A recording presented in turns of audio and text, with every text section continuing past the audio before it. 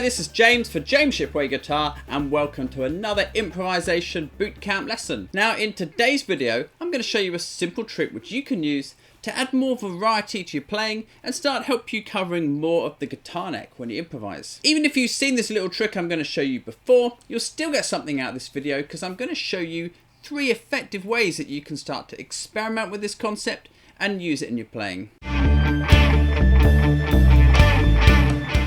So let me explain this octave shift technique, as I call it, and it's based on the idea that anything we play down here can be moved up an octave simply by moving it up 12 frets. So let's say I was improvising using the A minor pentatonic scale and I was playing it at the 5th fret. I can improvise using the exact same scale shape up at the 17th fret, so 12 frets up. So now I can not only play down here, I can also play up here. Now the really cool thing is any of our favourite bends, licks and ideas are also transferable. So all that stuff can now be played up an octave and it's just going to give it a slightly different flavour and a different sound when we use it in our playing. So let's say I had a lick like this. I can see how it sits in that scale pattern. I move the scale pattern up, I find my lick.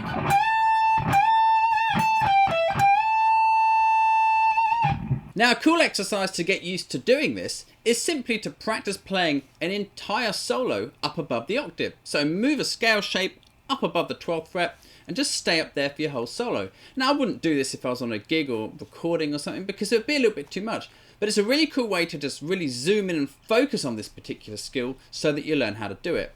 Remember, you can still use any of your favourite licks, as well as devices like call and response and repetition, like we've looked at in some of these improvisation bootcamp lessons.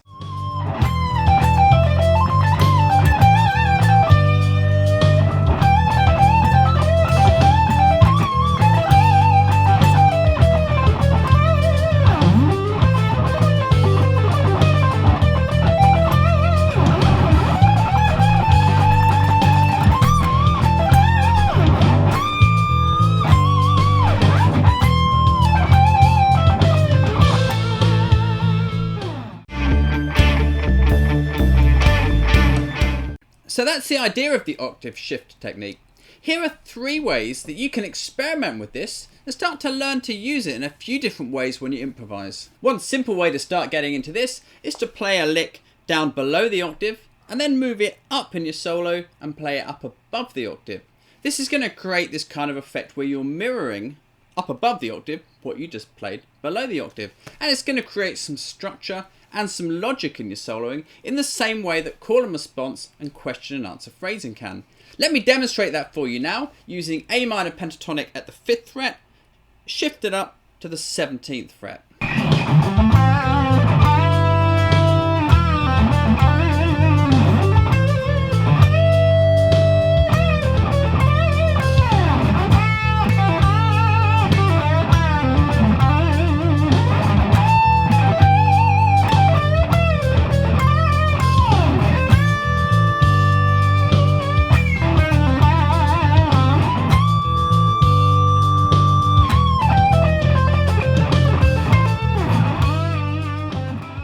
Another cool thing to try is playing the first half of your solo down below the octave, then move up the octave for the second half of your solo. This can have the interesting effect of kind of kicking your solo up a gear, giving it a bit of an energy boost halfway through. Let's see if I can demonstrate that for you now.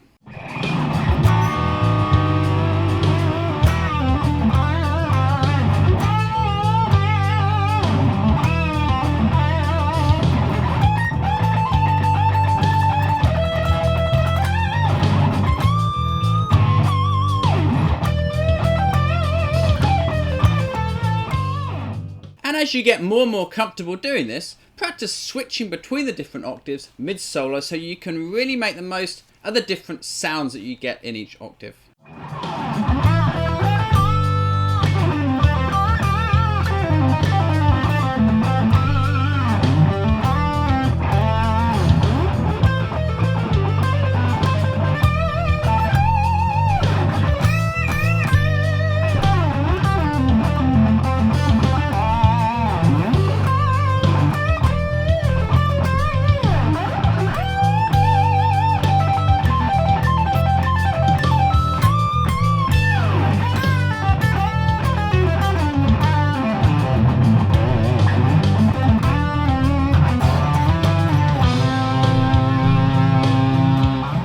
So take this concept and those 3 different approaches I just demonstrated and see how you can work them into your playing, just to give your solos a slightly different flavour and a bit more richness and more variety when you play. Now it can feel a bit strange playing all the way up there, your fingers are really squashed up, can be a little bit awkward, and really the key here is just simply to practice it.